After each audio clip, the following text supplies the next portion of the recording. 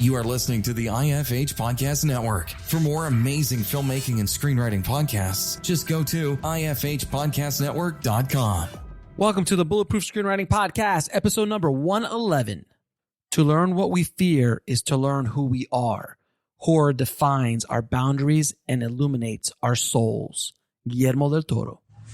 Broadcasting from a dark, windowless room in Hollywood, when we really should be working on that next draft. It's the Bulletproof Screenwriting Podcast, showing you the craft and business of screenwriting while teaching you how to make your screenplay bulletproof. And here's your host, Alex Ferrari. Welcome to another episode of the Bulletproof Screenwriting Podcast. I am your humble host, Alex Ferrari. Now, today's show is sponsored by Bulletproof Script Coverage.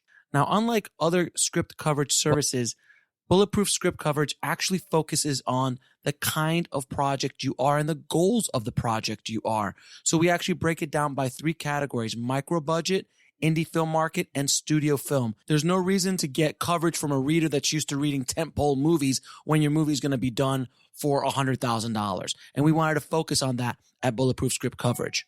Our readers have worked with Marvel Studios, CAA, WME, NBC, HBO, Disney, Scott Free, Warner Brothers, The Blacklist, and many, many more. So if you need your screenplay or TV script covered by professional readers, head on over to covermyscreenplay.com.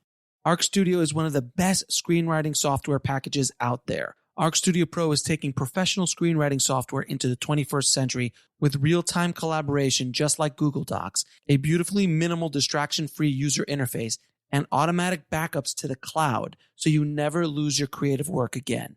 It's a fantastic screenwriting software package for professionals and beginners. To download it for free, head over to arcstudiopro.com.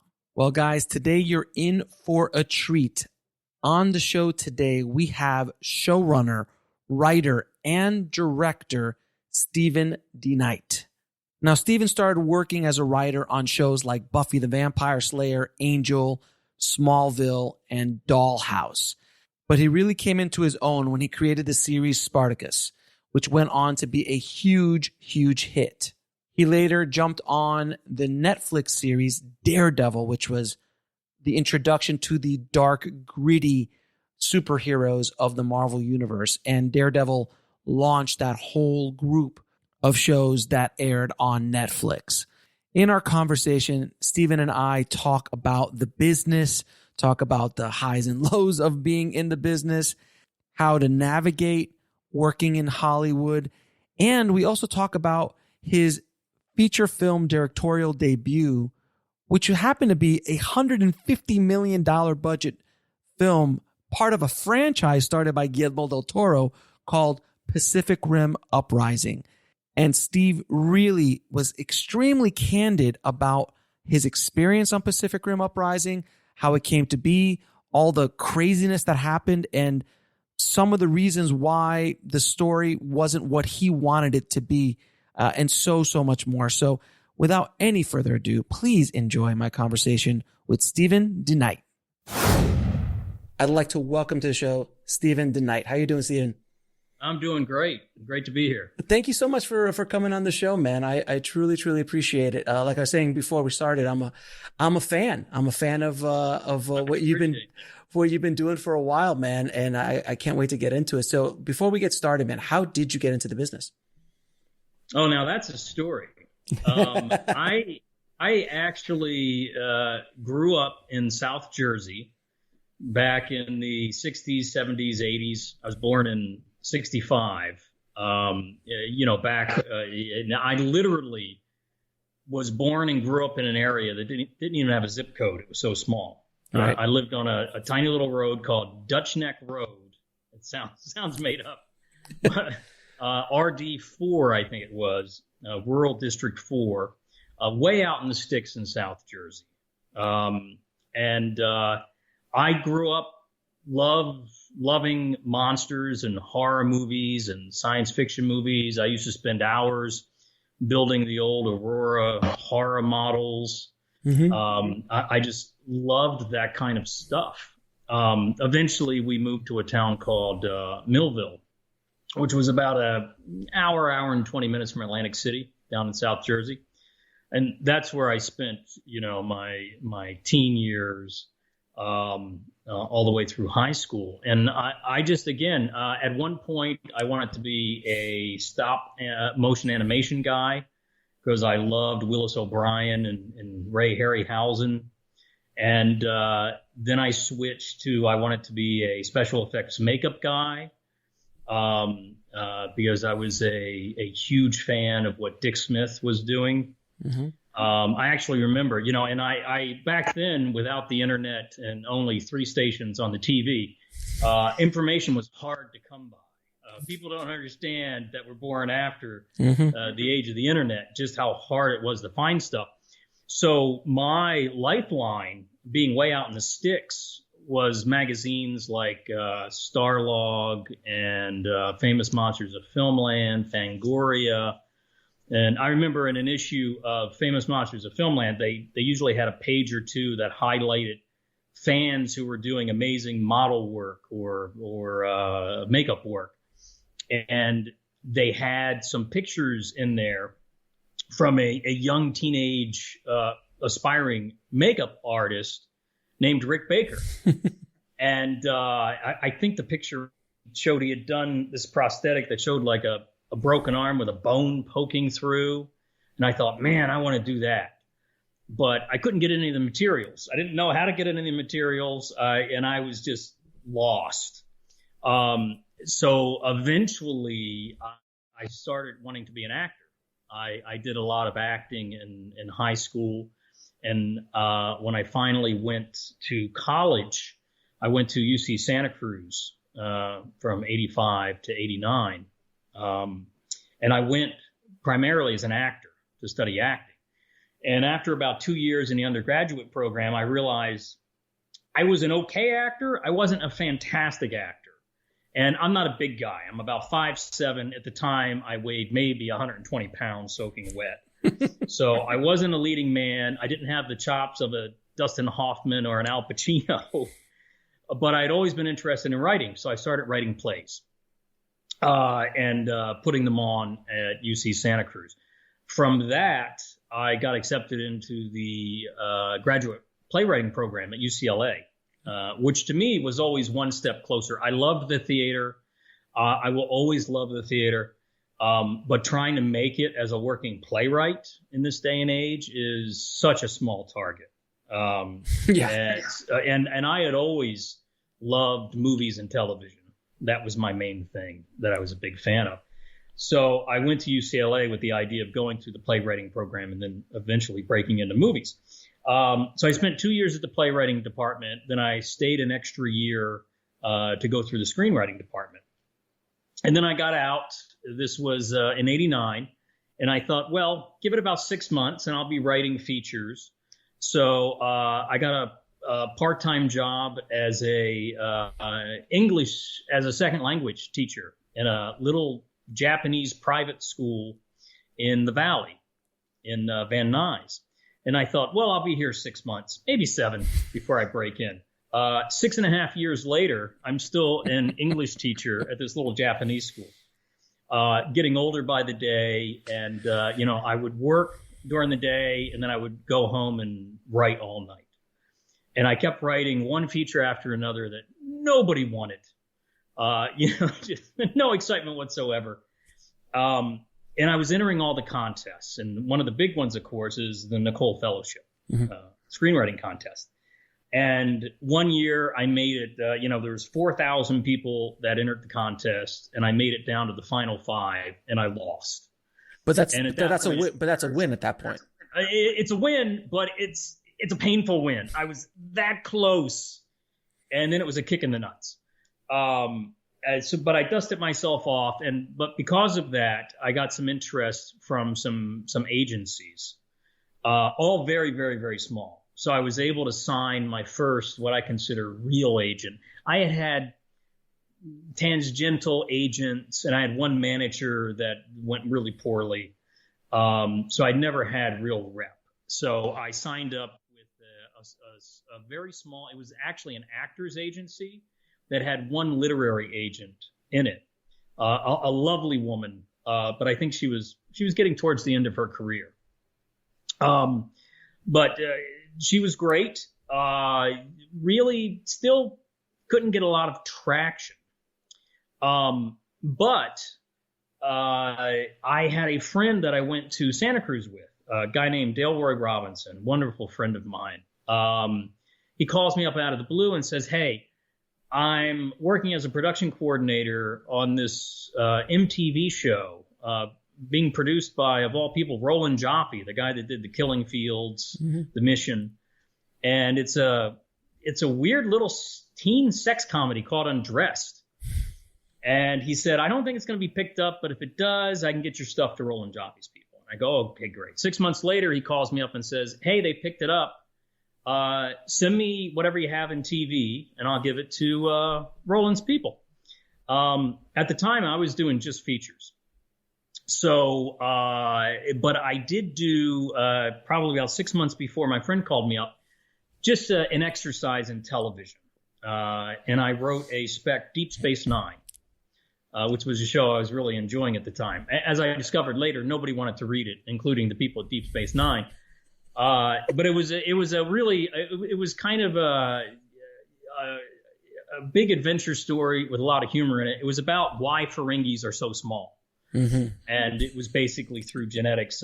It starts off with Worf encountering a Ferengi as big as he is, where you find out they used to be that big, but through genetic engineering, they made themselves smaller so people wouldn't know that they wouldn't think they were a threat. So I send this Deep Space Nine script to my friend for Roland Joffe's teen sex comedy on MTV. And he asked me, do you have anything else? I go, nope, that's it for TV. So he goes, all right, great. So he sends it to Roland Joffe's people. And this was my first big bit of luck, is that Reddit was a huge Deep Space Nine fan. So he read it, he loved it. And based off that, I got on to this crazy MTV sex comedy. Which was a great learning ground of how to write fast under pressure. Because the first season we did 30 half-hour episodes. It aired 4 nights a week.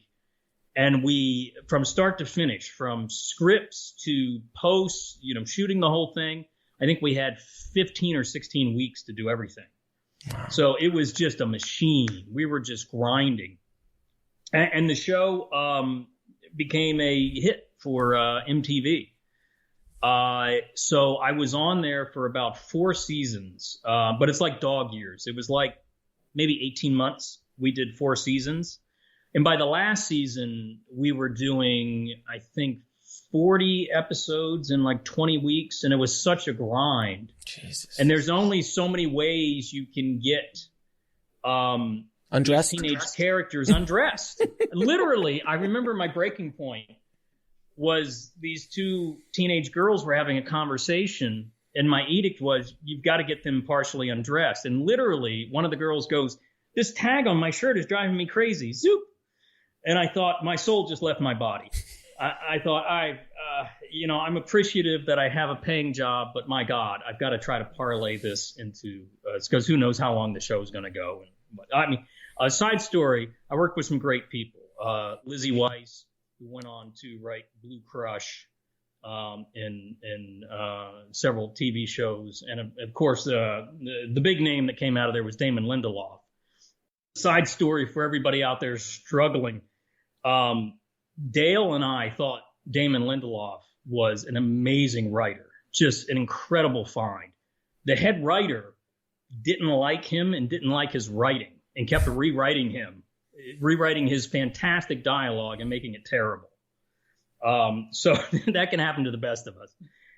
So while I was in that last season of Dress, I thought, okay, I've got an agent. I actually have a paying job. I need to try to maybe get an agent at one of the bigger agencies so I can get more opportunities. So I thought it's time to write another TV spec. My 2 favorite shows at the time were NYPD Blue and Buffy the Vampire Slayer. And I had stories for both of them. And I decided to write the Buffy spec. And I always wondered where my career would have gone if I went NYPD Blue. So I write this Buffy spec called Xander the Slayer. And it was basically Xander accidentally gets Buffy's powers transferred to him. And it was all about why men can't be slayers, because basically it goes to their heads and they become uncontrollable. So I finished the script, and my friend Lizzie Weiss, who had worked on Undressed, she was repped at UTA. So I call up Lizzie and I say, "Oh, Lizzie, could you pass the script to your agent?" And she said, yeah, sure. So she passes it over to UTA, and then a couple of weeks later, I get a call that says, they liked it, but they just don't think it's for them. So I'm like, oh, well, that's disappointing. So I gave it to my feature agent, who literally only knew 3 people in TV. But one of them was the head of Joss Whedon's company. So it gets over there.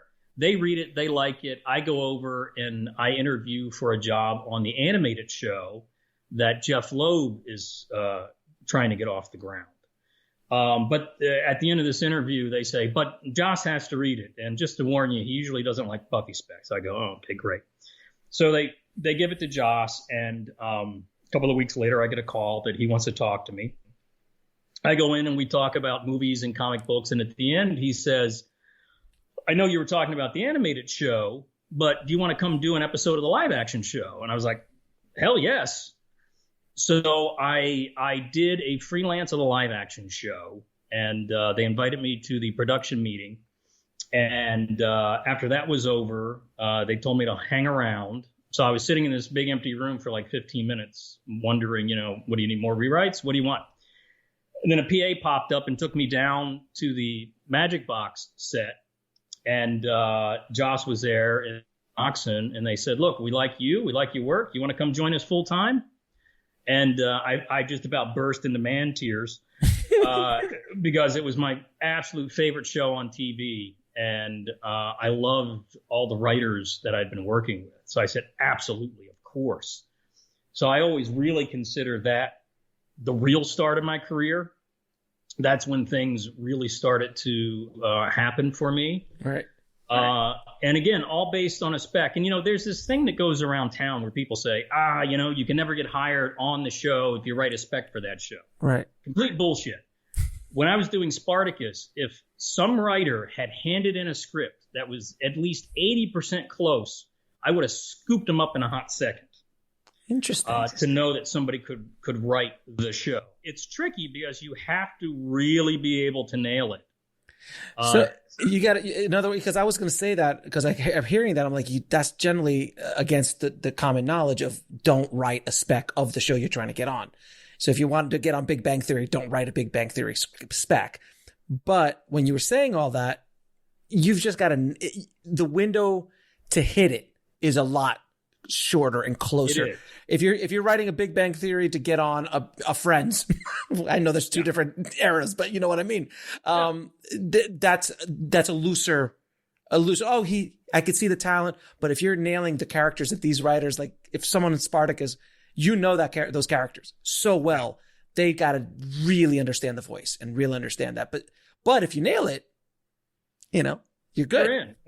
And the next year when I was on Buffy, Joss hired another writer that had written a Buffy spec, Drew Greenberg. So it absolutely can work. But I wouldn't suggest that somebody write a spec script of a specific show specifically to get on that show, because that's not why I wrote spec. I wrote it as a sample to show what I could do. It just so happens that I ended up on Buffy. I would consider that winning the lottery for me at the time.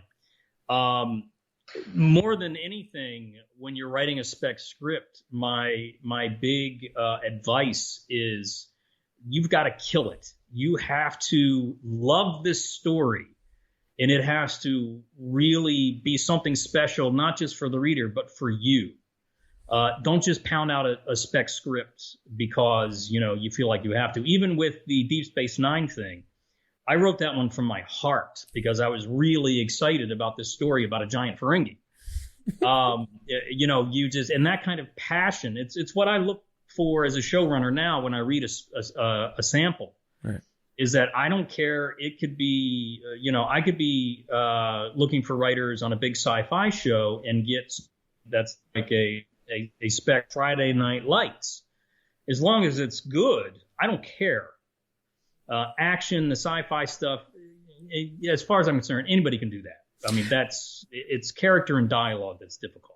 So, I mean, so you spent some time over in Buffy and Angel, which is the spinoff of Buffy. I was a huge Buffy fan. I mean, but when Buffy came out, it was revolutionary in many ways. Like there was just nothing like that strong female lead.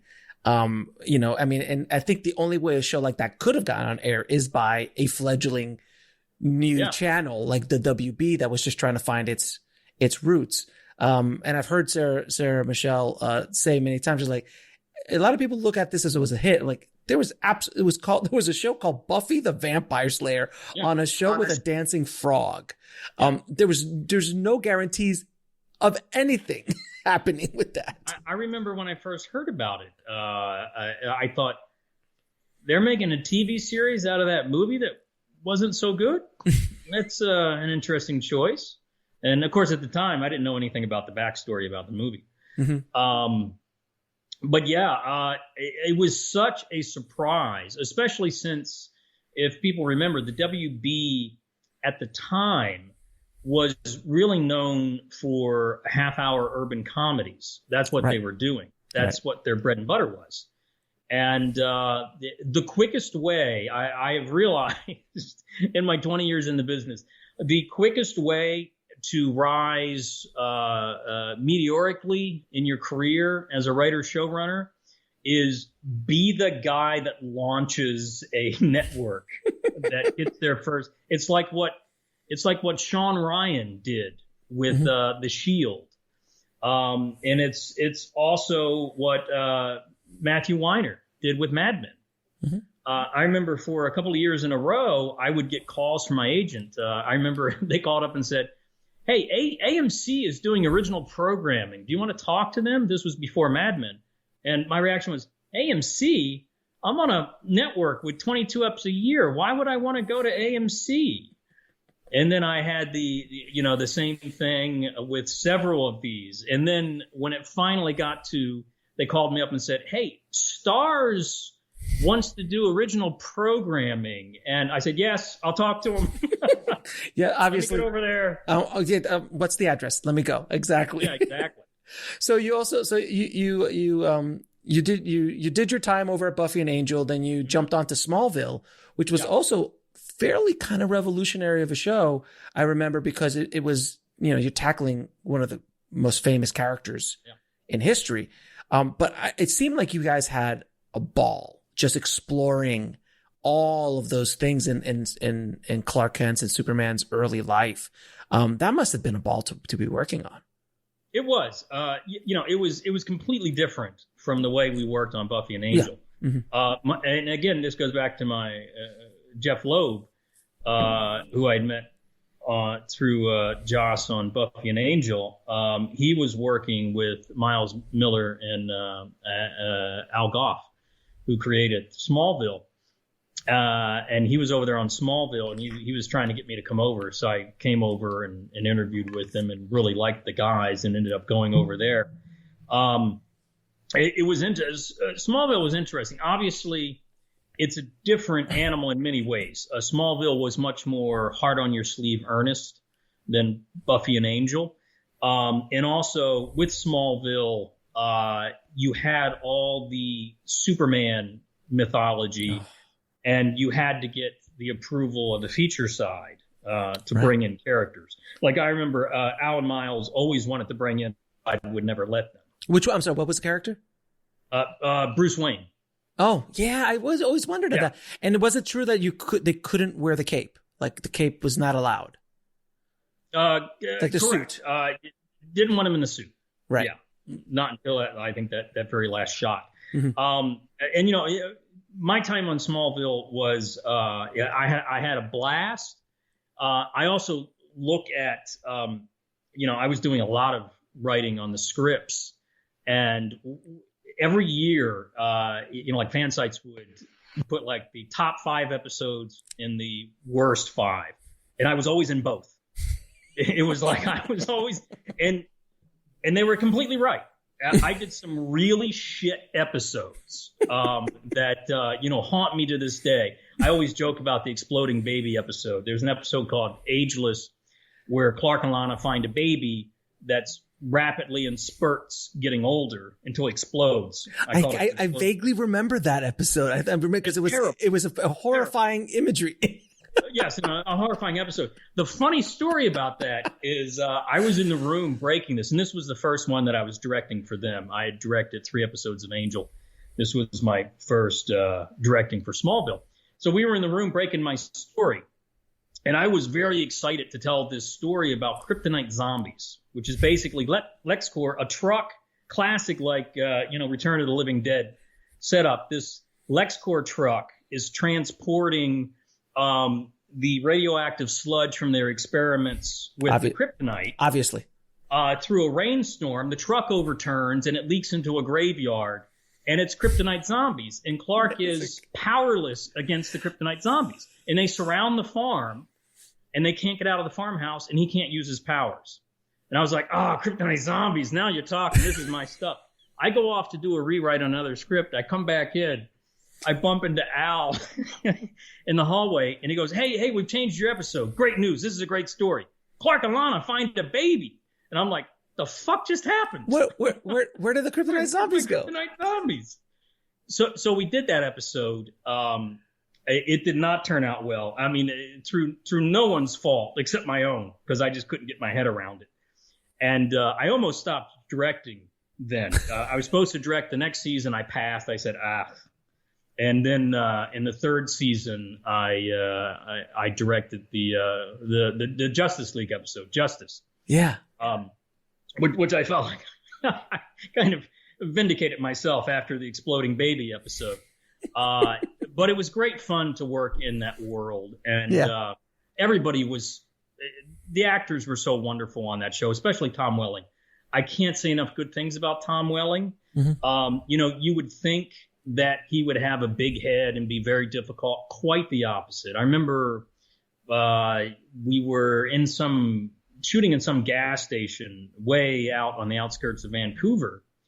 And I'm sitting in my chair prepping for like the next scene, and he walks by with a sandwich, and he goes, "Hey, they have sandwiches. You want me to get you one?" I'm like, what star of a show does that? And he was gracious and wonderful all the way through the show. Just really, and Michael Rosenbaum, who played Lex, brilliantly. What I loved about him, one of the funniest guys I've ever met. He would be telling this crazy story. He told some story about when he got into a fight and got knocked out, and we were literally in tears listening to him. It was so funny. And then they were ready to go to shoot the scene, and just like that, he becomes Lex Luthor. Like the opposite of a method actor. He could just switch from one to the other. It's every time I see an actor do that on set, I in the back of my head I hear John Lovitz yell, "Acting!" Yeah. From the SNL skit, "Acting!" It's just exactly. It's so amazing to see them just on it. It's scary actually. Sometimes it's very off-putting when you could see, and I've seen them turn on the tears. Like they could turn tears on like water, and then they'll stop. And I'm like, "So when's lunch?" And I'm like, "Oh my god! Like how do you do that?" It's remarkable. I remember a story. I don't know if it was Al or Joss or who told me, working with an actor or an actress, and they needed her to cry, and she asked which eye do you want the tear to come out. And I'm like, Jesus, now that's a talent. Oh yeah, that's I've worked with actresses like that. It's just remarkable. It's amazing. Now, writing is such a solitary profession. It's something that you do alone in a room. I mean, obviously, if it's in a room like yours, which is super cool, if no one's seen the video, you've got toys and books everywhere. It's very inspirational. As the way it should be, exactly. But since it's such a solitary profession, how do you work within the hive mind of a writer? We'll be right back after a word from our sponsor. And now back to the show. There are a few things I love more. The writer's room, and I was really spoiled with the writer's room in Buffy and Angel, because it was such a great group of people, and we had so much fun. I always marvel. I was talking to Jeff Bell the other day from Angel. He ended up running season 4 and 5. Just marveling about how did we do 22 episodes a year? How did we get all that done? Because we were always having so much fun. It was just literally nonstop hilarity. And the writer's room, to me, is one of the best places you can possibly be. I enjoy a really loose, fun writer's room. I also don't believe in staying till like midnight. No good has ever come in a writer's room after dinner. It just doesn't. It's like if you're going to nothing good has come from an ATM at 3:00 in the morning. Nothing good is happening with the money you're pulling out. No, not at all. Not at all. So for me, once I became a showrunner, I always tell everybody coming in, look, everybody has a life. We should be able to get everything we need to get done from 10 till 4. Mm-hmm. If we're here on the weekends or we're here till 9:00, something's gone horribly wrong. And that should only be like in a, break glass in case of an emergency. So for me, the writer's room, it's almost like college. It's like being back in college. It's just joyous, raucous fun. Is it hard work? Is there a lot of pressure? Yeah. But also most shows aren't 22 episodes anymore. Mm-hmm. Which is a positive and a negative, because while most shows aren't 22 episodes, they're usually 8 to 13 now, especially on streaming. Oftentimes, it takes almost as much time in the writer's room as it did for 22, because they're much more handcrafted episodes now instead of more of a mass produced. When we were doing 22, I remember on Smallville, we would always come in and say, well, it's 22. 5 are going to be great. There's going to be a bunch that's going to be pretty good. And there's going to be 5 to 8 that are just suck because we ran out of time.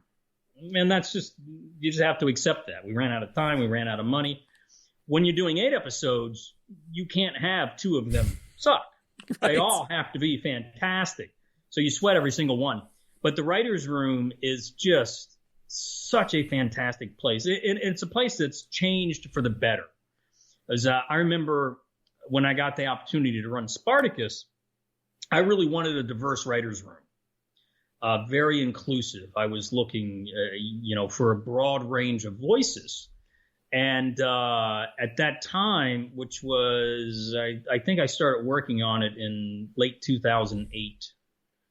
Sounds about right. When I was brought in 2008, 2009, it premiered it would be 2008. So I sent out word to all the agencies what I was looking for. And all I got were white males, because at the time, that's what the agencies were used to dealing with. And that's what everybody wanted to hire. Right. And I had a devil of a time. I remember, at a fantastic, Asian writer, Miranda Kwok, that I found through a friend, said, hey, you should read this script. It's pretty good. And so it was really difficult. But flash forward about 8-9 years later, when I was putting the room together for Jupiter's Legacy, it was a completely different story. Finally, the agencies had called up. The studios had called up. So I was able to put together a room that was half female, half diverse, and very inclusive. And it made for a much better experience, in my opinion. Not just on the words on the page, but being in the room and just having such a fantastic time. You kind of got your own footing, if you will, with Spartacus. Like, how did you bring Spartacus to a contemporary audience? Because when you think Spartacus, you think the old Kubrick film, with Kirk Douglas and stuff. You're like, okay, Sands and Swords, got it, blah, blah, blah. Yeah. And think this is post 300, right? So 300 already had come out. So 300, and also Gladiator obviously had already come out as well. So there was reference other than the Kubrick thing. But when you think Spartacus, that's the first thing that comes to mind. So how did you? That's what I thought. Right. So how did you bring it to a contemporary audience? How did you tackle this? So that's a story. So after Smallville, I wanted to do something new, something exciting. And I've always been a big fan of the Dennis Potter musicals, The Singing Detective, Pennies from Heaven. Mm-hmm. So I finished my 3-year contract on Smallville, and I was looking for my next thing. And I was talking to the people at Chuck about possibly coming on there. I was talking to the people over on the Sarah Connor Chronicles about possibly coming over there. They were both Warner Brothers, for whatever reason, lowballed me on what they were willing to pay me. And out of the blue, Sony pops up with a remake of a British TV musical that I loved called Viva Blackpool. They were doing a version with Hugh Jackman called Viva Laughlin. And I saw like a clip from their pilot, and I said, that's what I want to do. My agents were like, are you sure? I go, yes, that's what I want to do. And it turned out to be one of the most hysterical debacles I have ever seen in my life. Because I didn't see the 4 seasons of that. I didn't see 4 seasons. It was like 2 episodes. Exactly. Literally. So and there was a whole kinds of craziness going on. For people that know LA, we were originally our temporary offices when we first started up. I came in after the pilot was shot. I was a co-executive producer on the show. Were over by Universal Studios in that area. And I thought, oh, okay, great. I lived in West Hollywood. It was like, it's a commute, but it's not that bad. So I'm there for about 2 weeks when they said, great, we're going to be moving to our new permanent offices next week. I'm like, what? Who? What? Where are we going? Santa Clarita. I was like, Santa Clarita? Oh, Jesus Christ. Yeah. Whoever where Magic Mountain is. So I had to go from West Hollywood to Santa Clarita every day. Hour and 45 minutes or longer, isn't it? Yeah, it was like an hour and a half because everything's fine until you hit the traffic on the 101 near Hollywood, and then you're there for 45 minutes. So that was the first warning sign. Their major casino set, because it's centered around Laughlin, Nevada, and this guy opening his own casino. The major casino set was in Beverly Hills. So if we wanted to visit that set, I had to go from West Hollywood, check into the office, go to Beverly Hills, go back to Santa Clarita, and then it was a nightmare of epic proportions. And the show, CBS tested, it was a CBS show. They tested the pilot, which tested fantastic until people started singing. And then it was like somebody unplugged the equipment. It just went dead. So CBS kind of tried to hide the fact that it was a musical in all the promos. And so the show premiered on a special slot Thursday after CSI, where we lost like 10 million viewers from CSI. And then the second episode aired that Sunday at its regular slot. I think we lost 10 million more viewers. And driving into work on Monday, they say, yeah, you canceled. And it was also one of the strangest experiences I've had. So everybody gets there to the office in Santa Clarita. We tell them we've been canceled. We're having kind of the wake for the show. And we get an urgent call from the building's facility manager saying, everybody has to evacuate now. Santa Clarita is on fire. Of course. So driving out, the hills are on fire. It was like a hellscape. Like thousands of crows descended. I'm not shitting. I don't know where the crows came from. It was literally apocalyptic. It's like God didn't like the show. It's like, you're done. You're out. So this is all, I swear it's leading to Spartacus. So a couple of weeks after that, the writer's strike happened. So now I'm out on a picket line. And in my mind, it was like, really, the strike couldn't have happened a few weeks earlier, so it wouldn't have so much been canceled. We just would have disappeared. So I find myself on a picket line outside of Fox. And who do I bump into? Joss Whedon, my old boss. And he said, hey, I just sold a show to Fox right before we went on strike. I'd love to talk to you about coming to work on it after this is over. I go, yeah, great. And that turned out to be Dollhouse. Right. So I came in at Dollhouse after the strike was over as a consulting producer. One of the sweetest deals of my life. I was originally talking about coming in as the second in command, but then it went another way, and I was totally fine. I'm fine with that. But I'll come in as a consulting producer for 3 days a week. I'll do a little writing. I'll do a little directing. I said I'll come in Tuesday, Wednesday, Thursday. Don't talk to me Friday through Monday. Because I need to rest. Because I need to rest, which gave me time to work on some other stuff. So I did that. I was gearing up to direct episode 2 of Dollhouse, and I get a call from my agents. And this was the call I referred to earlier, where it's like, hey, Starz wants to do some Gladiator series with Sam Raimi. They want to talk to you. You interested? I'll be right over. More than anything, I loved Sam Raimi since I was a kid. I mean, ever since I saw the first Evil Dead movie at a drive-in. So I hot-footed over, and it's the Starz executives. And at the time, Starz, I think they had one comedy, and I think they were getting ready or just about to air Crash. But that was produced by Lionsgate. They wanted this show to be the first ones that they actually produced and owned themselves. So I get in the room with the Starz executives, and on a speakerphone is Sam Raimi was nowhere to be found. I think he was shooting a movie at the time. But Rob Tafford, his producing partner, who was with him all the way back, back in the Michigan days with Evil Dead, was on the speakerphone from New Zealand, where he had relocated when he did Hercules and Xena. And so they tell me, yeah, we want to do Spartacus. And I was like, Spartacus? Ooh, I don't know. I was a huge fan of the Kubrick movie, and that's daunting to try to take that on. So we talked about it, and we all liked each other.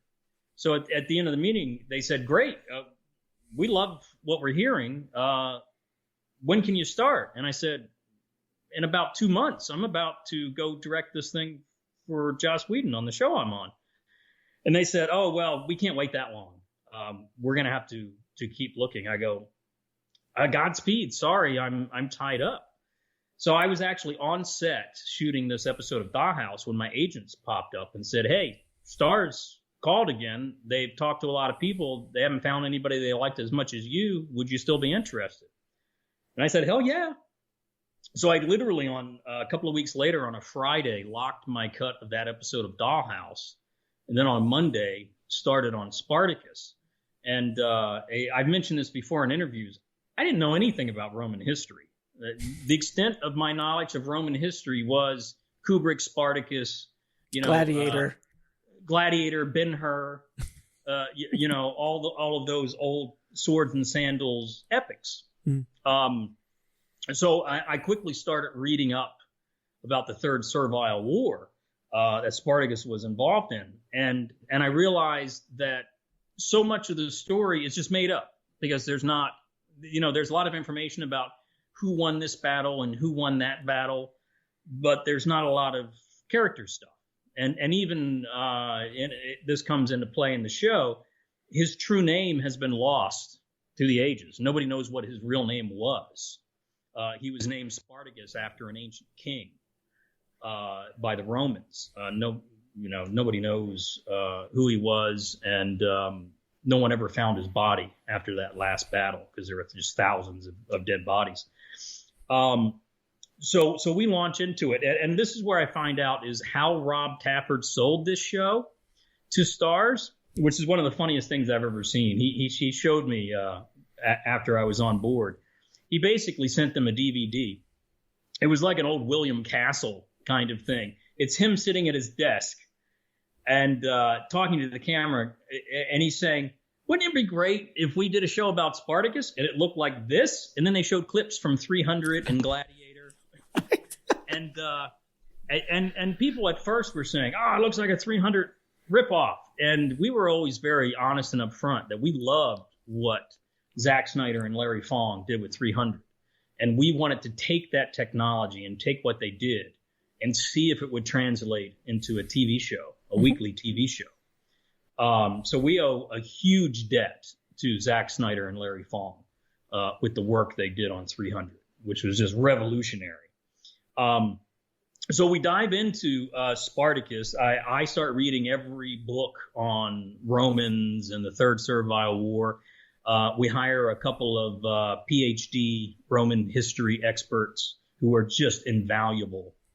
And then we start, forming the story together. And I approach Spartacus like I do almost everything I work on as a love story, first and foremost. It could be, a love between friends, love between a husband and wife. So we start working on it. And, the first episode, which I think is the worst episode of the series, and not because of the actors or the directors or anything, it's basically the way the script was constructed. There were a lot of cooks in the kitchen, which is not necessarily a bad thing. But I think we bit off a little bit more than we could chew. We had a very limited budget. And it was just too expensive. So at the last minute, we had to start whittling things down. And unfortunately, a lot of the things that got whittled down was the connective tissue. And also that first episode, if you look at it, it's very comic booky graphic novel, because we were still trying to figure out exactly the techniques. And also we were shooting it in New Zealand. So there was we used a lot of the same crew as Hercules and Xena. And it just took everybody to realize that that's not what we were actually doing. Right. So by the time we got to episode 4, thankfully we had figured it out.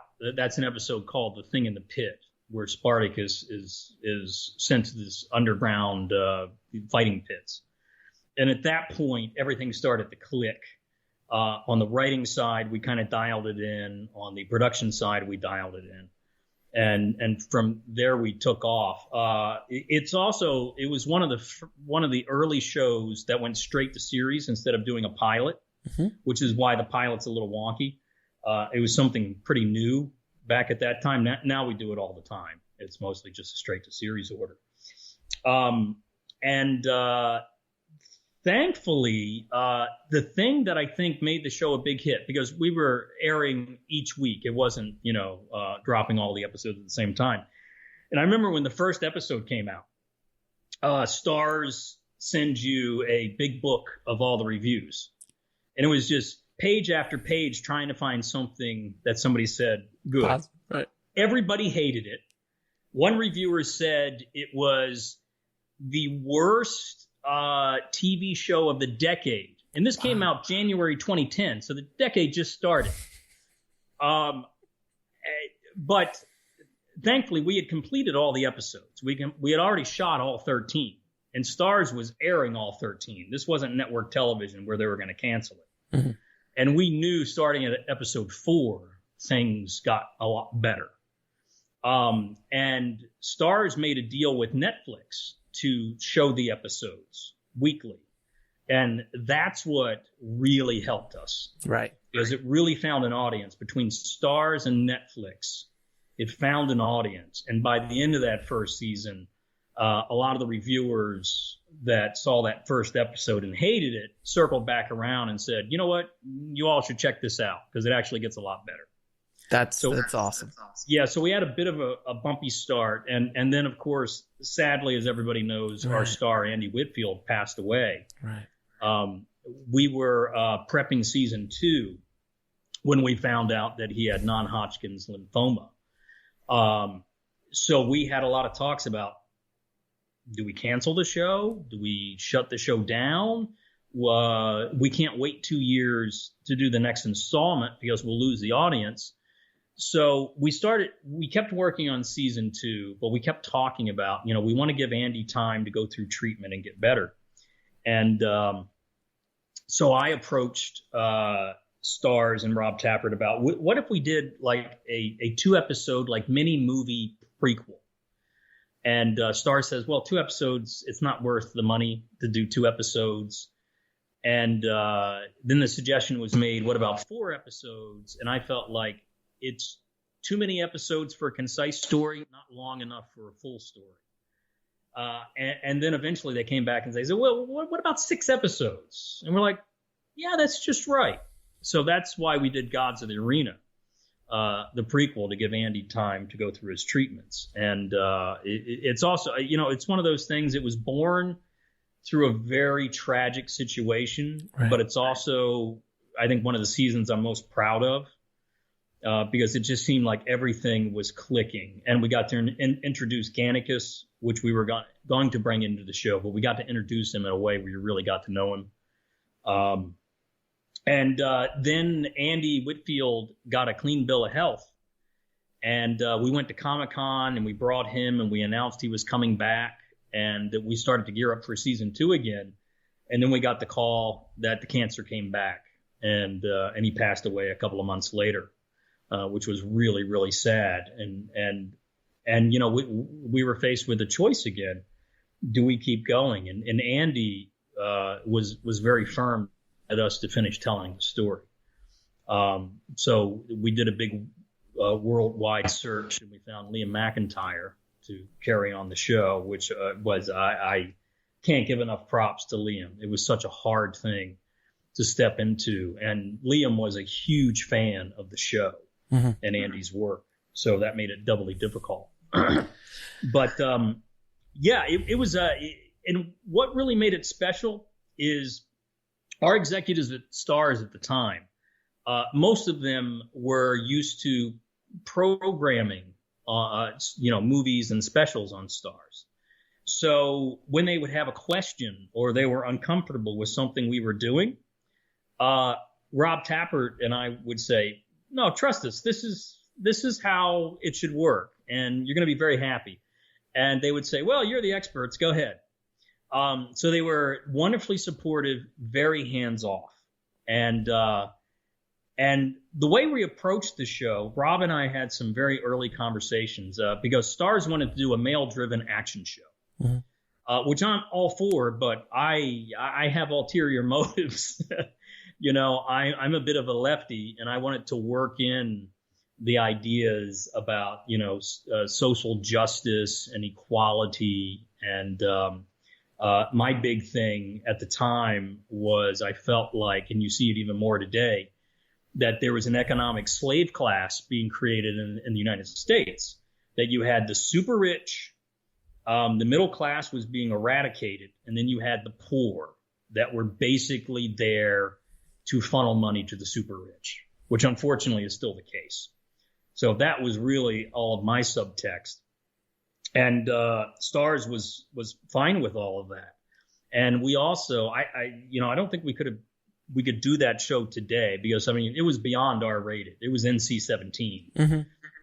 But Rob Tafford and I early on made a decision when we were talking about who are we making this show for. We decided we're not going to make it for anybody. We're going to make it for ourselves. We're going to make the show that we would want to watch and just trust that other people will want to come along for the ride. And one of the biggest surprises is, it was very popular among young males, 18 to 34, that sweet spot. But it was also hugely popular with middle-aged women. Makes sense. Yes, they loved the romance. They loved all the male nudity. And that's also something we came into it. We were like, this kind of stuff has naked women in it all over the place. It's a gladiator show. They're going to be naked. They're going to be fully naked. Everybody had to understand coming in with the guys, you are going to be more scantily clad than the women in this. Because it's, it's what it is. It's a gladiator show. That's what people want to see. That's amazing.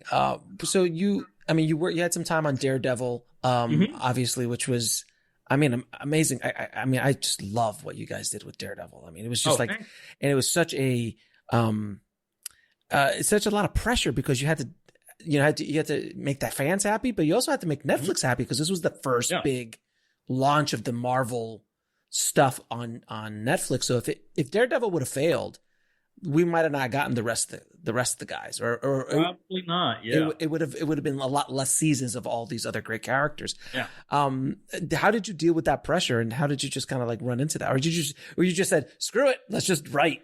Well, that was I was on an overall deal at Stars. Mm-hmm. I'd wrapped up Spartacus.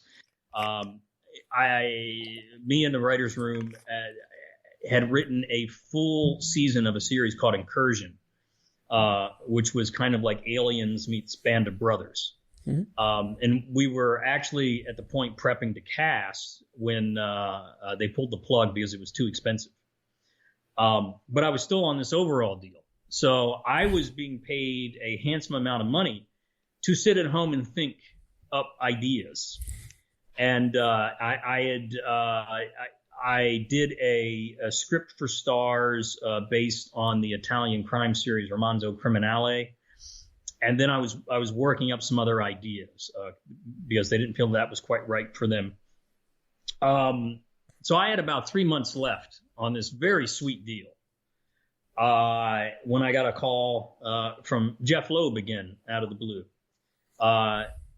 saying, "Hey, I'm working with Drew Goddard on Daredevil," which I knew. I had met with Drew about a year before, and he asked me if I'd be interested in coming in and co-creating it with him. And I said, man, I would like nothing better. Drew Goddard is one of the most brilliant, sweetest guys you could ever meet. And I said, but I'm on this Stars overall deal. I can't leave that. That would be silly money to leave behind. So Loeb calls me up and said, Drew Goddard has to leave. He has a previous commitment to write and direct the Sinister Six movie for Sony. This was before Sony and Marvel made the deal to share Spider-Man. And I said, Jeff, I'm on this overall deal. He goes, well, we could really just come in and hear what we're thinking. So I went in, and Drew Goddard and Jeff Loeb pitched their idea for the show. And Drew had written the first two scripts. A couple of rough drafts for the first two scripts. And I read the scripts, I heard their pitch, and my reaction was, damn it. No, I've got to do this because I really like it. So I came on to that. And when I came on, everything was really far behind. We had the first two rough scripts. The third one was being written out of the first 13. We had no production designer, no cast, no anything, and we were going to start shooting sooner than I would have liked. And our goal was to try to get 8 scripts done before we started shooting. I think we got to 6 or 7 because everything was so far behind. But Drew had basically set the table and gave me the menu. And so I was able to cook up the meal, and it was brutal because we didn't have enough time.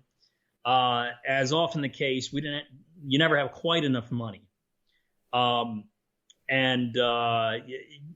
We realized that it was a bit of a tricky situation because we were going into it. People, for whatever reason, didn't really care for the Ben Affleck movie. And I always say, Ben Affleck is a great actor. I think he was a good choice for that role. But this was a time where they made the movie where, it was a different time for comic book movies. It was more comic booky. It was more comic booky. Yeah, exactly. Yeah, exactly. It was a little over the top. And what really drew me into the TV show was the fact that they wanted to do a darker, grittier corner of the Marvel universe with the street level heroes. And I grew up loving Daredevil and the character. And we all just wanted to really do justice to the character. But we realized that the comic book fans would come at it with a bit of hesitation because of the movie. And people outside of the comic book would also be influenced by the movie or didn't know who Daredevil was at all.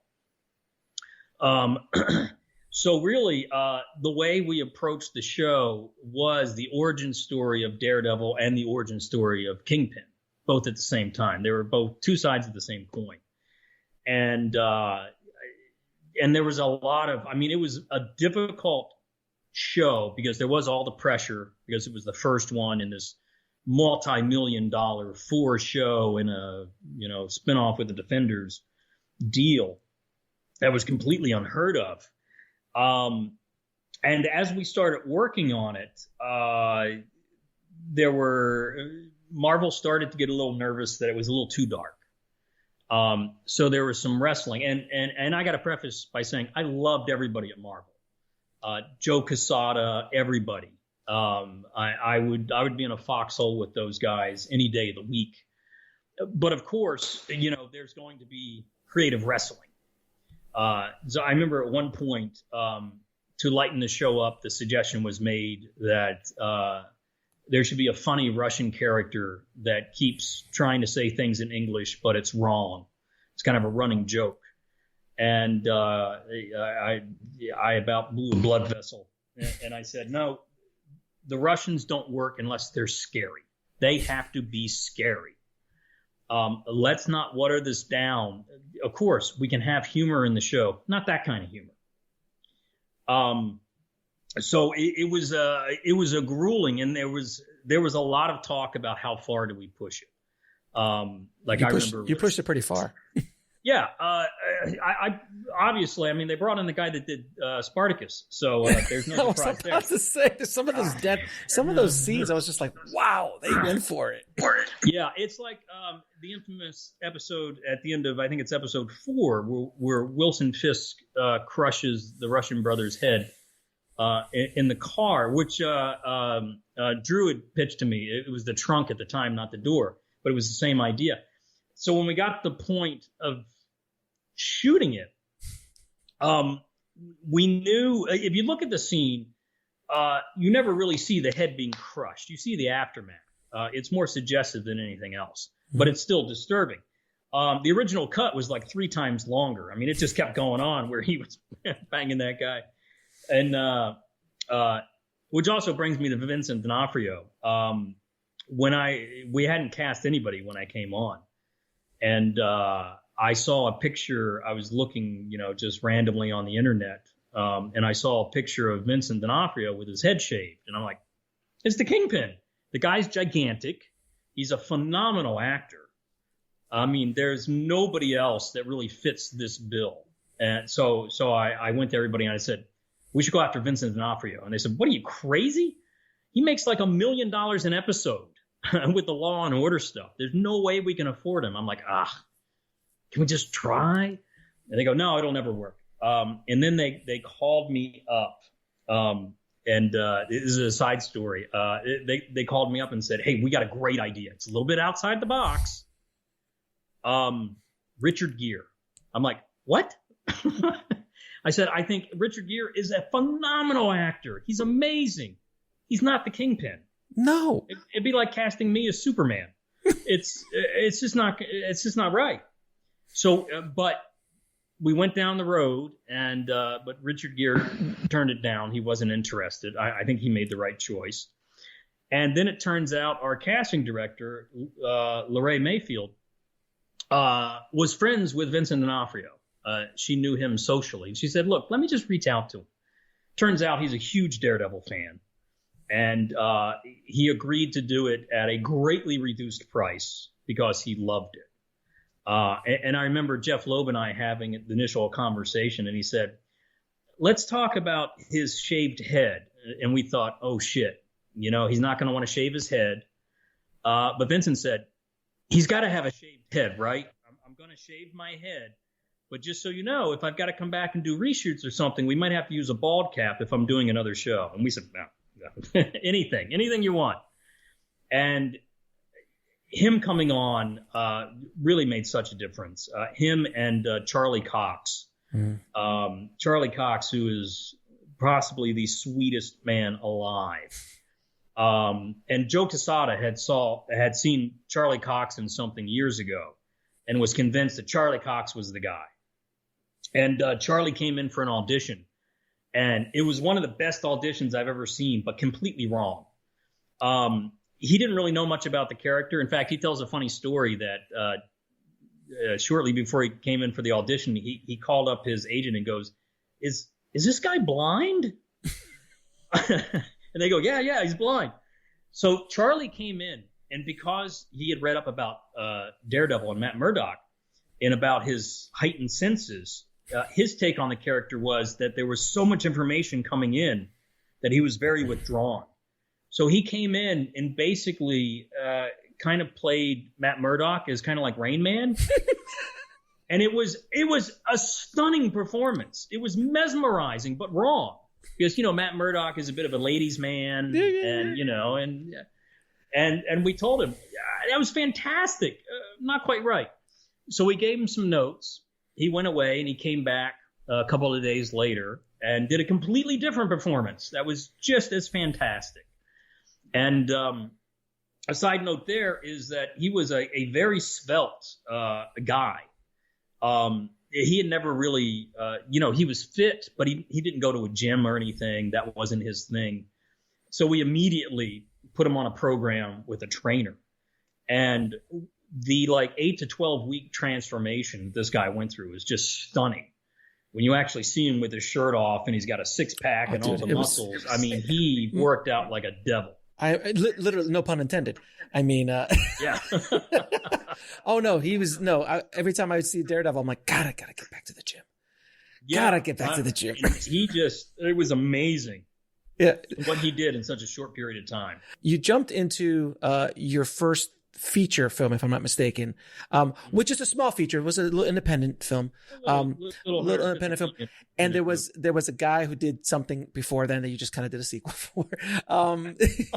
So you jump into the studio side of the bit, like the high end studio tentpole world, doing the sequel to Pacific Rim, called Pacific Rim Uprising. So you wrote it and you directed it, and you worked with Guillermo del Toro, who's the creator of this insane, beautiful world. Yeah. What was it like getting thrown into that machine? Because I've spoken to so many directors on the show who are at the $150 million, $200 million world. It's a completely different kind of filmmaking. And that's for experienced guys in that space. Yeah. This is your first time there. What was that like? We'll be right back after a word from our sponsor. And now back to the show. Who the hell gave me that job? That's the first question. It was the best and worst job I've ever had. I got to go back to how did I get that job?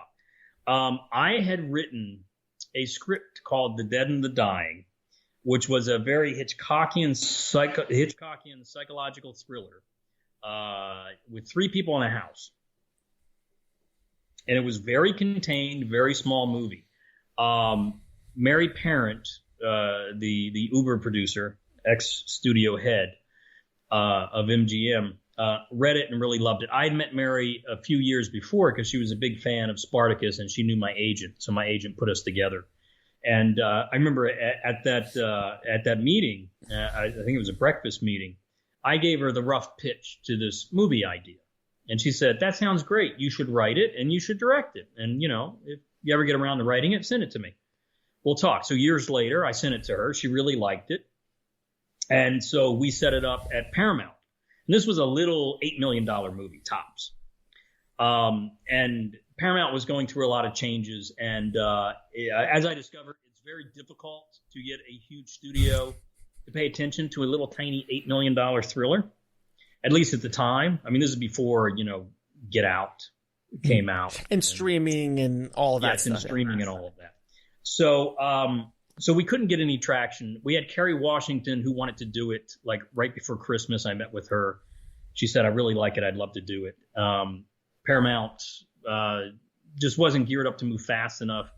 By the time they got around to contacting her people after Christmas, she had signed up for something else. So we lost her. And then I got a call from Mary saying, you know what, maybe this wasn't meant to be your first movie. And I thought, shit, she's pulling out. And then she said, what do you think about Pacific Rim 2? I'm like, the hell? That's like going from 8 million to 150. That's just massive, shooting all over the world. And I said, yeah, sure. A huge Del Toro fan. I mean, all the way. I remember when I was in college, I think it was when I was in college, seeing Kronos at the theater. So I had followed him all through his career, loved what he did. And I said, yeah. She says, okay, well, you've got to get the approval of several people. So I had to go in and meet with the people at Legendary. This is before Mary took over Legendary. And they gave me the thumbs up. And then I had to go meet Thomas Tall, the owner of Legendary, who's a great guy. I went to deep in the West Valley to his mansion. I think I met him right after he had sold the company to Wanda for like $3 billion. So he's doing he all was right. a freshly minted billionaire. He's doing all right. He's doing all right. But he was a guy like me. You know, he came from a blue collar background. Pulled himself up by his bootstraps and made his fortune. And it's funny, when I first met him, we were talking about movies. He mentioned Humanoids from the Deep. And I go, Humanoids from the Deep? I saw that at the drive-in, back when I was a kid, and it always really stuck with me. And he said, man, I talk about that movie all the time and nobody's seen it. And I said, me too. I reference that movie all the time. So we bonded over that. And I was driving home when I got the call from Mary saying she had talked to Thomas, and he gave me the thumbs up. And she said, okay, the last one, you got to go meet with Guillermo del Toro. And I thought, well, if nothing else comes of it, that'll be enough. I got to meet Guillermo. Did you go to his cool back house? Yes. Bleak House. I did indeed. Nice. So I get to weeks later, I go to see him. I meet him at this modest little ranch house, also in the Deep Valley. And I knew it was Bleak House, his famous archives of movie memorabilia and art. And I walk in, and there's the original Kane's spacesuit from Aliens, and the original stop motion animation models from Jason and the Argonauts, and all of this other amazing stuff. And I tell him, Guillermo, I've dreamed for years about coming to see Bleak House. And he says, oh, Steven, this is not Bleak House. Bleak House is next door. He said, this is just where I take everything in and catalog it and then move it. I go, are you kidding me? So he takes me next door to the actual Bleak House, and I could have spent a year there. I mean, it was my childhood dream, because I grew up reading, like I mentioned, Famous Monsters of Filmland, and Forrest J. Ackerman had the Acker Mansion in L.A., which was basically the same idea, but this was like that on steroids. And he was just showing me everything, and I could not have been happier. And then we talked about the movie. We talked about some ideas, and afterwards he called Mary and said, yeah, he's the guy. I guess the one downside to all this is I love Guillermo so much. Anybody that's ever met him, he is such a brilliant, pure soul who loves cinema and loves art. And the breadth of his knowledge about both is just astounding. It's awe-inspiring. I've had the pleasure of meeting Guillermo 2 or 3 times in my life, and he's so sweet, so down to earth, and it's like the genius that spawns from him is remarkable. It really is, and he curses like a sailor. No, you don't know, which is also hysterical. Can I tell you the one I saw him at Comic-Con once, and this is the story. He goes, working in Hollywood is like eating a shit sandwich. You could put some mayo on it. You could put some nice cheese, but at the end of the day, you're eating shit. Yeah, that's pretty much it. One of my great regrets is the movie didn't turn out nearly as well as any of us had hoped. And I'll get into that in a second. But, Guillermo couldn't do the movie because he was going off to do his passion project, The Shape of Water. Did okay with that. Yeah, he made the right choice. And the studio needed to get this movie out because it was coming up on 5 years since the last one, and anything beyond that they felt like was too long. So unfortunately, because he went off to do the movie and we did this thing, so he wasn't involved because he was busy. which I always regret. I haven't had a chance to talk to him since those original couple of meetings. And I would love to see him come back and do the third movie and really get things back on track. So I get hired. I think it was, I want to say it was March of 2016, I think it was. That sounds right. With the idea that the movie would shoot around that time the next year. Because there was, Guillermo had developed 3 scripts, and we were using some of the influences of some of it, but the studio had a very strong opinion. There were several things they wanted. They wanted to bring in a younger audience, so they wanted kids to be part of the movie on screen. They also, they didn't want the action to be at night in the rain. They wanted it to be in the daytime and more brightly lit, and they wanted the Jaegers to move faster. So this is also 3 of the things that people complain to me the most about when they see the movie. I'm like, that was my marching orders, and I understand why they wanted it. I want to preface by saying I don't have a problem. I love the executives on the movie. We had some battles, but they had a point of view, and I understand their point of view. I didn't always agree with it, but I totally understand where they were coming from. And also, they put a lot of faith in me. So because we had not a lot of time, I suggested let's put together a TV-type writer's room.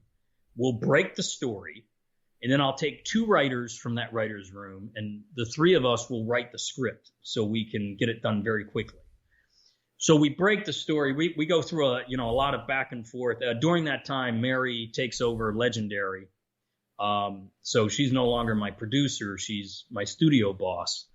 So we break the story. We turn in the outline. We go back and forth with some changes, and then we dig into the script. We wrote it very, very quickly. I think it was like 3 weeks. Wow. Once we had the outline, we had like 3 weeks to write. We turned in the script, and Mary calls me up and says, "Wow, I'm surprised. I really liked it," which was a relief. And I'm like, "Great, fantastic." She was really happy with the story. The story we broke was with Charlie Hunnam as the lead, as Raleigh, and Max Martini as his co-pilot, playing Herc. So it was very much tied to the first movie. Mako had become a mucky muck in the Pan Pacific Defense Corps. It's a huge relief. They like the script. Everything's great. I'm not shitting you. The next morning, I wake up. I sign on to Deadline Hollywood, and it's announced that Charlie Hunnam is doing a remake of Papillon that shoots at the exact same time we are. And I met with Charlie, wonderful guy. And he had mentioned this passion project that he wanted to do. So I don't fault him for doing that. It's something he's wanted to do for many, many, many, many years. But of course, it put us in a bind. We couldn't push production because of the release date and other actor contracts. So we had to throw out a large chunk of that script and quickly come up with a different idea.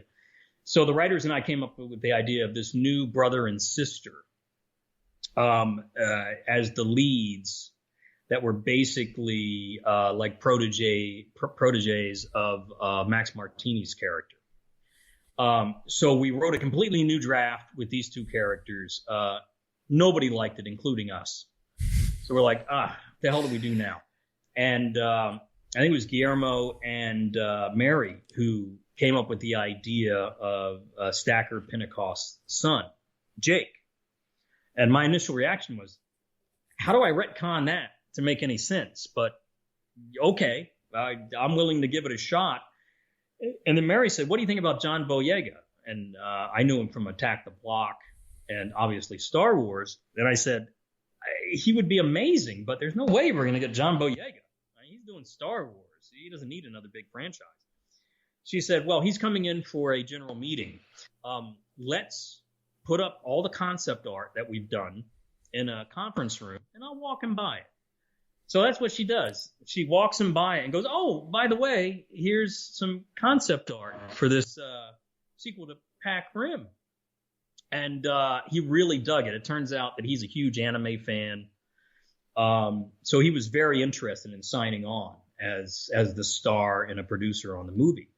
So once we got him, we kicked it into high gear to try to retool this script with the idea of Stacker Pentecost's son, which is very tricky because now we need to explain why isn't Raleigh in it, and why does Stacker have a son that we've never heard of? And we addressed all that in the script that eventually gets cut out of the movie, particularly what happened to Raleigh gets cut out of the movie. So, of course, when fans go see the movie, it's like, the fuck is this? Where's Raleigh? And you killed Mako? The whole killing Mako thing in the original script was she had much more screen time in the original script because she had scenes with Charlie Hunnam. She in the original idea, this didn't make it to the script, but the original idea was her helicopter goes down in Sydney like it does in the movie, but she doesn't die in the crash. She's in a coma. And we had this whole sequence where the Raleigh character went to the hospital with portable drift equipment and got inside her mind to try to bring her out of this coma. And while he's inside, she starts to die and the world starts to collapse around him. It was really cool. But everybody thought the idea of coma was too depressing for this movie. So we had to jettison that. And there was also a big sequence in the movie at her funeral where it was like a 20 Jaegers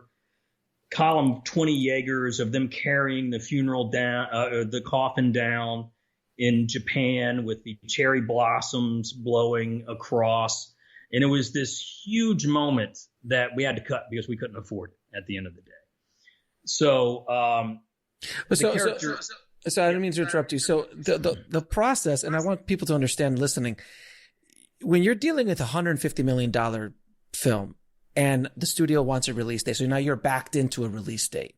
Yeah. Everything, the creative process becomes much more complicated because one, you're just in this machine that the train is going. There's nothing you could do to stop it. And it's going to go, and you're building track.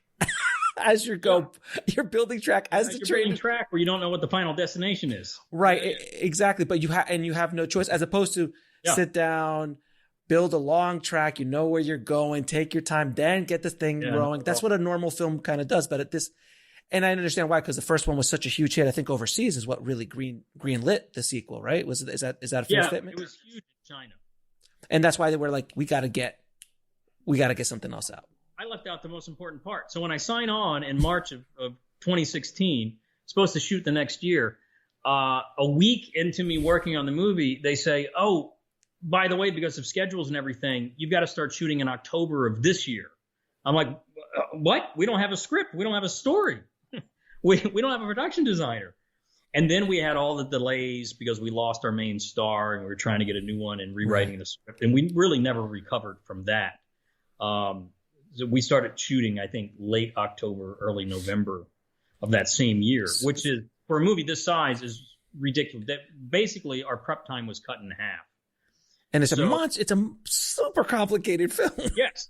So a lot of that is you do previs for the visual effects, which in a movie like this is vital because you do the previs of what's going on with the Jaegers and the kaiju.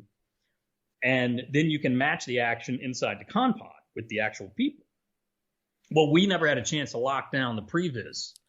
So on some of those battles, I'm just kind of winging it inside the cockpit as close as I think we can come to what we think is eventually going to be in the movie because we just didn't have enough time. And literally, because we didn't have enough time, there were multiple times we'd show up on set and we'd have to wait 4 hours because the set wasn't done. Like literally a crew of people with hair dryers trying to dry the set so we can shoot. And you just have to roll with it. You have to take all your shot list and your careful planning and go, okay, how can I boil down 20 shots into 2? Which oftentimes can result in something better. And many times it did on this movie. But yeah, and then after that, you go into the audience previews. Oh, no. Which is a special kind of hell, especially for a movie like this, where there's so many visual effects, but we didn't have them in, and we didn't have it in the budget for post-viz to put in temps for people to see. So we go into these previews, and it's just a mess. And, you know, the audience hates it because most of it is incomprehensible because you can't tell what's going on. And then everybody gets nervous, so you do a bunch of reshoots and retooling, and you take things out. The first cut of the movie was 2 hours and 20 minutes. What ended up on screen at the movies was about 90 minutes. So you can imagine there's a lot of stuff that was taken out of the movie, including what happened to Raleigh. And so it's, and again, would I do it again? Absolutely. Listen, when somebody drops out of the sky and say, hey, do you want to write and direct a $150 million science fiction epic? You don't say, well, do I have enough time to do it right? No, you say yes. And figure it out. So you were just basically, like you said earlier, you were just holding on for dear life, essentially. It's like the machine was just, I mean, and you're a guy, when you get this call, you're not a kid. This is not your first rodeo. This is your first rodeo. This is your first rodeo at like the big arena. But you've been playing around for a while, directing for a while. You've been a showrunner. You understand how the whole process works. And even you, with the experience you have, once you get thrown into this machine, it's a completely new experience for you. And you're literally just trying to hang on. Totally. And plus, you know, I had shot a bunch of episodes of TV. Right. But in the States, in Vancouver, I mean, now I was flying to Sydney. You know, I had to relocate to Sydney for like 7 months and shoot there. And then we shot a month in China, in Chengdu. And then we shot in Iceland. So, you know, I was going all over, and I was just freshly married. I'd literally got married, and I think the next week flew off for 7 months in Sydney. So it was, it was difficult. And, you know, look, you hear about Jaws being the classic example. Sure. Movies where everything's going wrong and the movie turns out fantastic. This was not quite that experience. There are things in the movie that I'm very, very proud of, and there are things that I'm very, very embarrassed of. Mm-hmm. But it's not an exploding baby. It's not an exploding baby. I'm not that embarrassed. So it's a win. Yeah, and look, I was surrounded by John Boyega is fantastic. I would work with him again in a second. No matter what was going on, he was always funny and charming, and he knew his lines and he knew what he was doing. You know, we got to discover Kaylee Spaney, who is she played the young girl Amara, who has gone on to just do amazing things. And it was just really a fantastic. I got to work with a DP that I'd always loved, Dan Mandel, who is J.J. Abrams' main DP, who was just fantastic. So many great people, and working with people like Bern Gorman and Charlie Day, just made the hardship easier to swallow. That much better. But really, if we had like a full year to prep the movie and really dial everything in, I think we could have worked out a lot of the very obvious kinks that ended up on screen. And the movie went through some radical changes when we were doing the test screenings.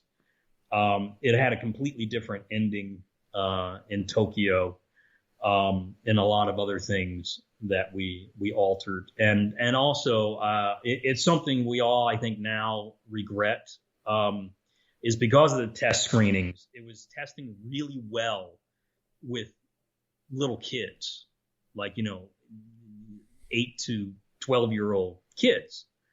So a decision was made to retool the movie skewing that way.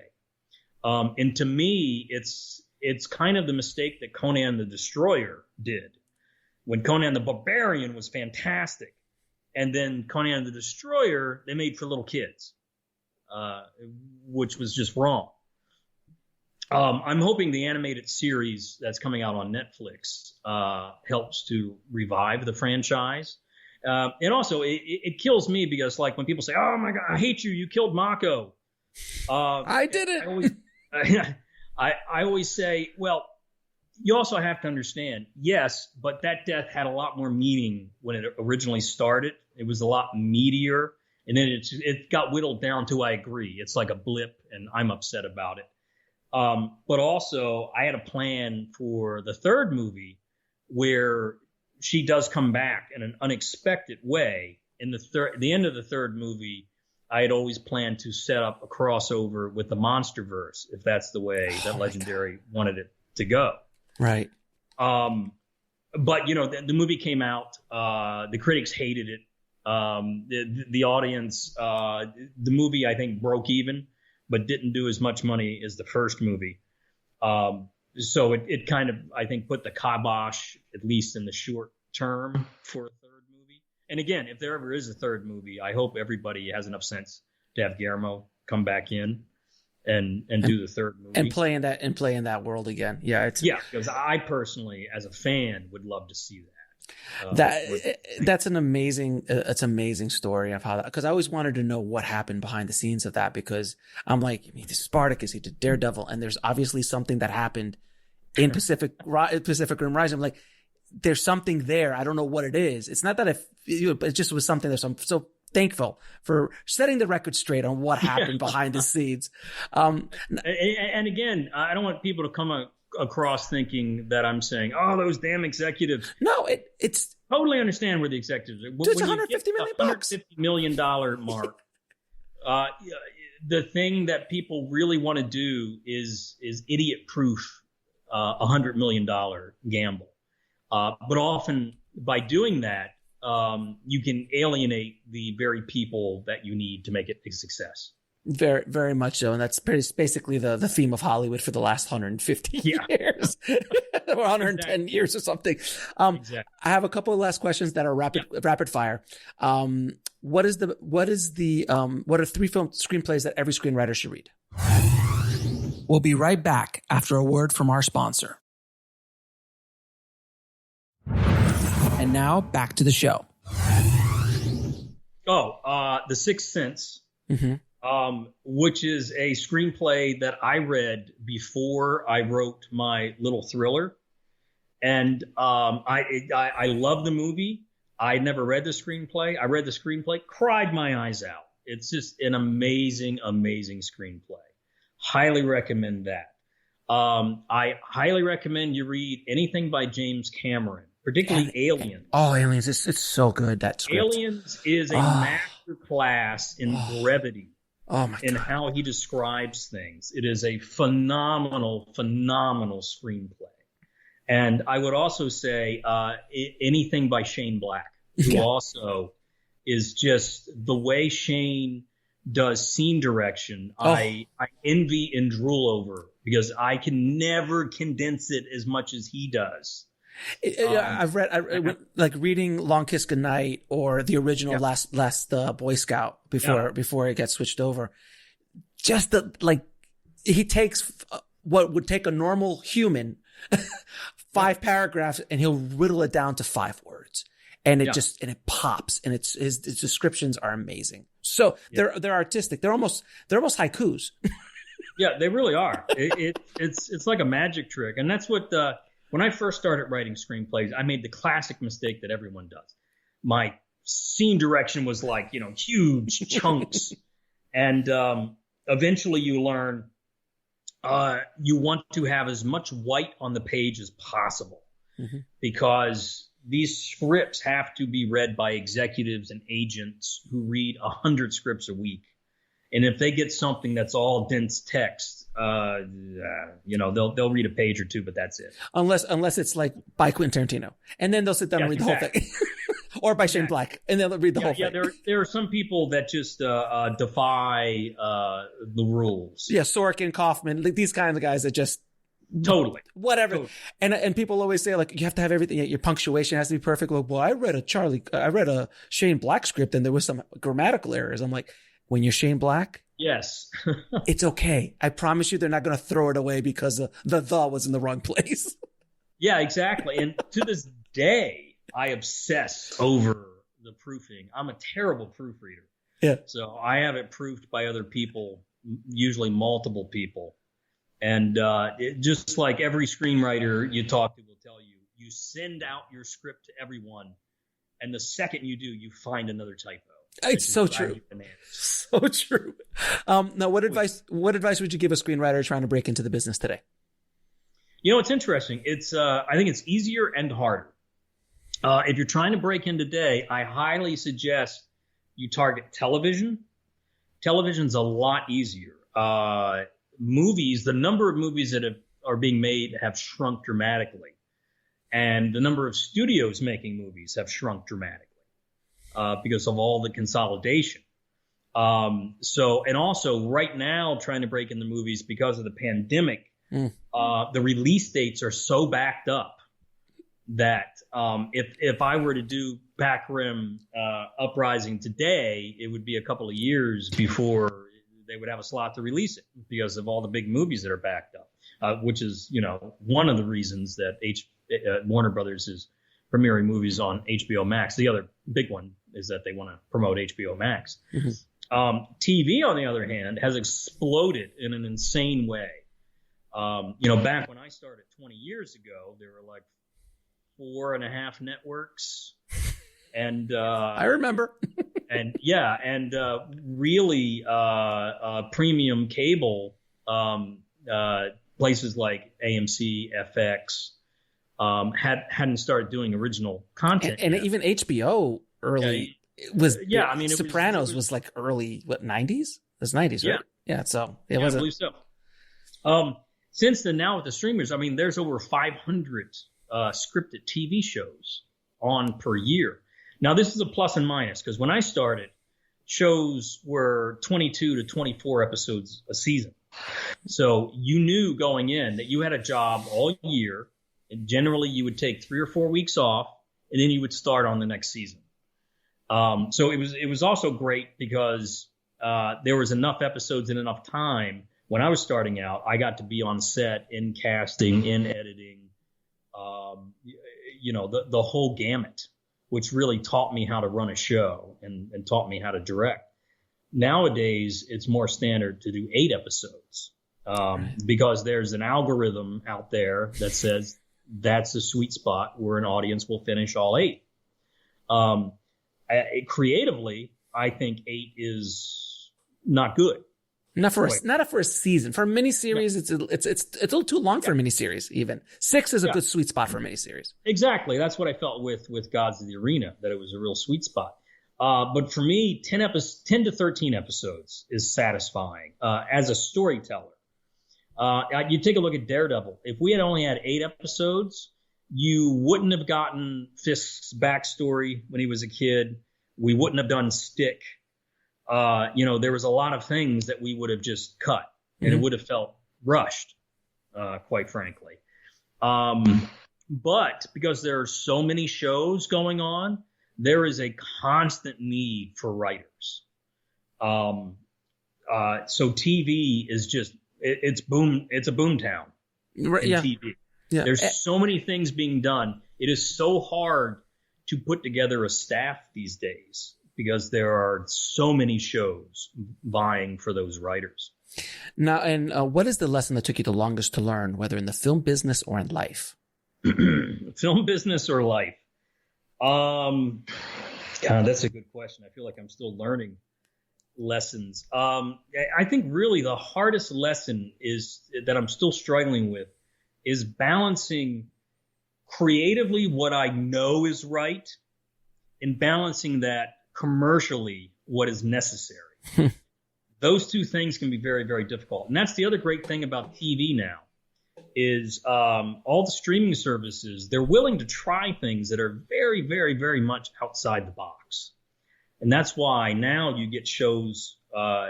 Queen's Gambit, perfect example. You get Queen's Gambit, you get The Boys. Right. Even things like the OA, which was completely batshit crazy, and I loved it. There's no way 20 years ago when I was starting out, anybody would have done that. And things like Wayne, that I think is just absolutely stunningly brilliant. The streamers are willing to take chances because there's so many shows. You have to do something to roll those dice. Everybody will keep doing the standard stuff, but they're also willing to take these outside of the box chances, which is completely thrilling for me to see at this point.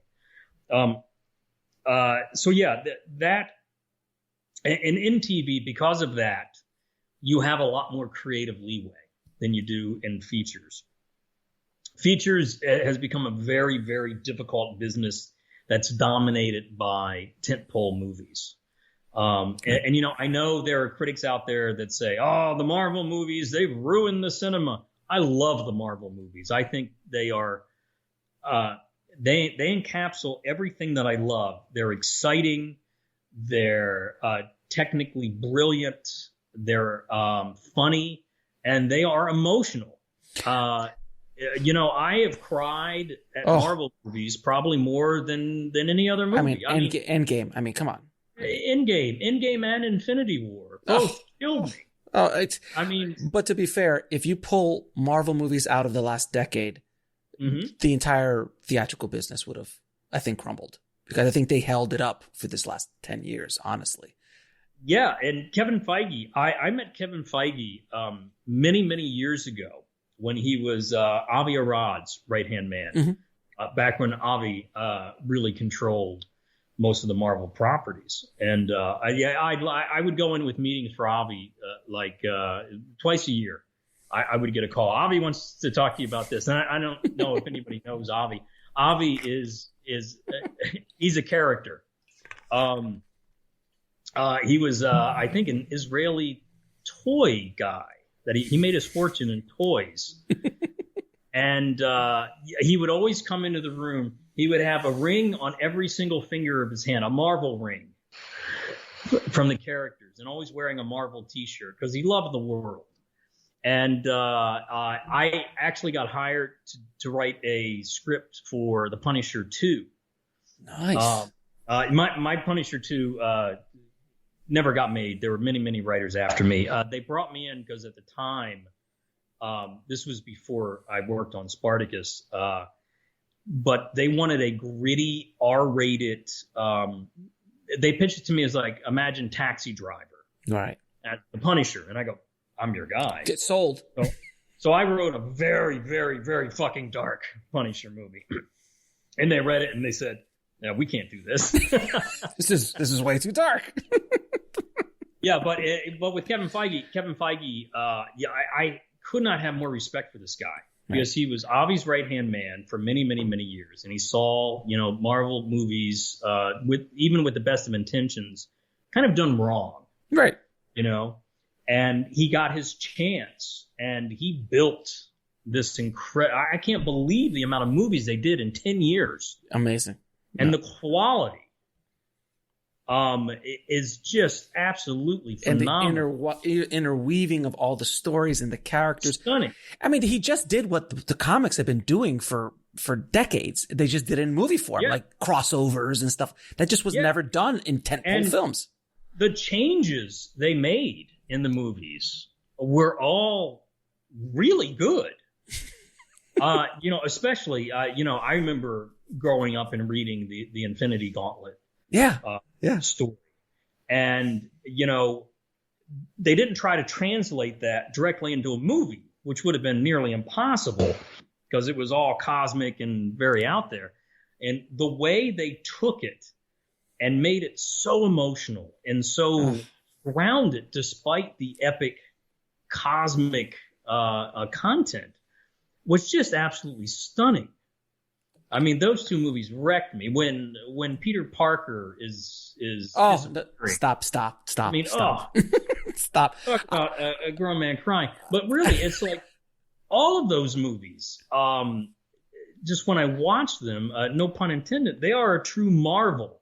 Yeah. And I don't think a lot of people, especially at other studios, understands why they work.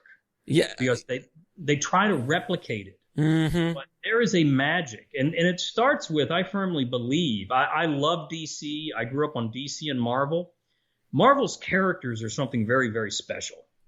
Growing up and reading them. The way Stan Lee and the whole bullpen put together those characters with real world problems.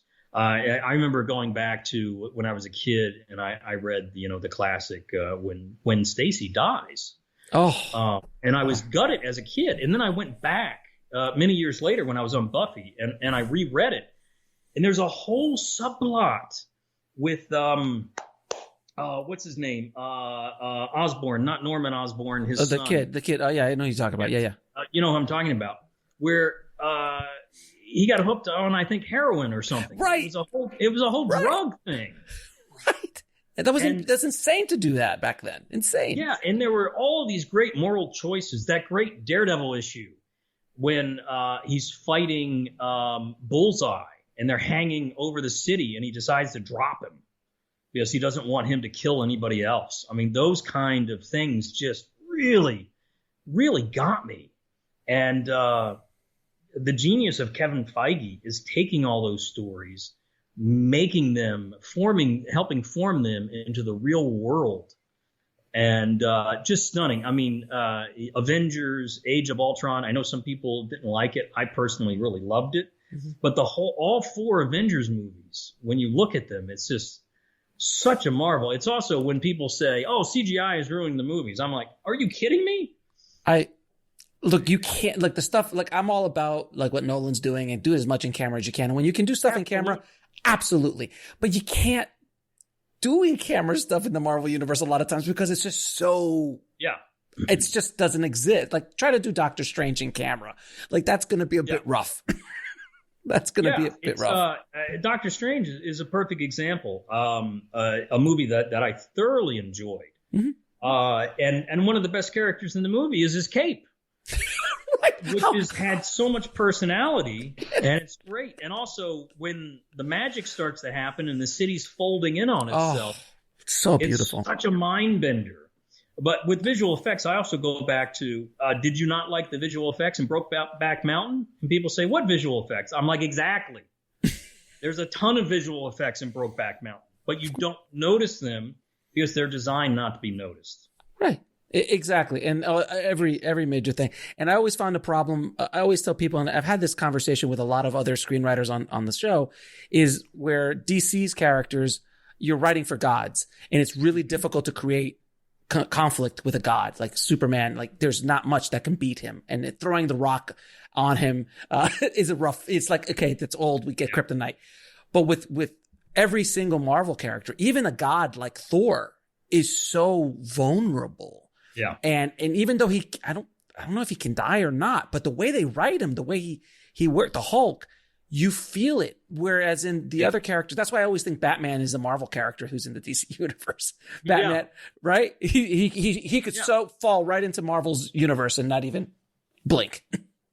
Yeah, you've hit a very salient point, is that in the DC universe, a universe that I love, mm-hmm. is a lot of the main A-list characters are gods trying to be human, where in the Marvel, it's humans trying to be gods, basically. And that's the difference. It's tricky when you have, a Wonder Woman or a Superman, Flash, Green Lantern. At least with the Flash, he's a guy who got powers and, is. But still a god, though. His powers are absolutely godlike. Yeah, and I love both universes. Me too. I know DC has struggled with theirs, but I also think part of that struggle is they saw the success of Marvel, and trying to catch up to them in a short form just doesn't work. Not with Justice League was obviously plagued with difficulties. But one of the biggest difficulties is, the Marvel universe spent years and years and years introducing these characters before they put them all together. So you had time to get to know them. With the Justice League, with Batman versus Superman, most of them you just saw briefly on a hard drive. Right. So you didn't get a chance to live with them. And I don't fault DC for it at all, for trying to get there, because, the Avengers movies were making billions of dollars. Let's get there. And I am an unabashed fan of Zack Snyder's work. Oh, I agree with you, and I'm very looking forward to the Snyder Cut. I am actually. Yeah, me too. I'm really looking forward to the Snyder Cut, and I think DC is starting to find its legs. Yeah. I think they're finding their legs now, and we'll see where it goes. And I also I think a lot of the shit that Zack Snyder gets is that I think a lot of times people have a hard time separating screenwriting from directing. Because I've had a lot of people saying, "Oh, I love your directing on Spartacus." It's like, I never directed one episode. I was just writing the show. And with Zack, I think they often blame him for the exact story, because you cannot look at Zack Snyder's work and say he's a bad director. No, he's an amazing director. Remarkable. Look, I feel the same way about Michael Bay. You can't look at Michael Bay's work and say he's a bad director. You can disagree with story stuff. But my God, having directed a $150 million movie, I can tell you this: Michael Bay's a fucking magician. I don't know how he does it. He does it like while he's drinking coffee, and he's just like it's smoking a cigar. He doesn't even. It's like when Tony Scott and Ridley, when they do they've just done it so long. I've actually been a defender of Michael Bay on multiple of my shows. I'm like, look, when Michael Bay came out, when The Rock came out, all action films changed after The Rock. Yep. After The Rock, after Armageddon, all action films changed. After 300, completely changed the way so many things were shot. Because you got to give that credit, the technicians behind it, the craftsmanship. You can't. Bay. Visually amazing. When Spielberg goes, he's a pretty good visual director. That's saying something. Yeah, and I always think about Sucker Punch, which I know a lot of people have problems with. Not talking about any of the story. It's beautifully shot, though. There's that scene on the train where they're fighting the robots, and I met with Larry Fong. We were briefly discussing possibly him coming on to do Pacific Rim Uprising, and I love Larry. And I asked him, Larry, I got to ask you, how the hell did you shoot that? Because I've watched it like a dozen times, and I can't figure out how you shot it. And his response was, I have no idea. Just turn the camera on. But I have no idea how we shot that. It was...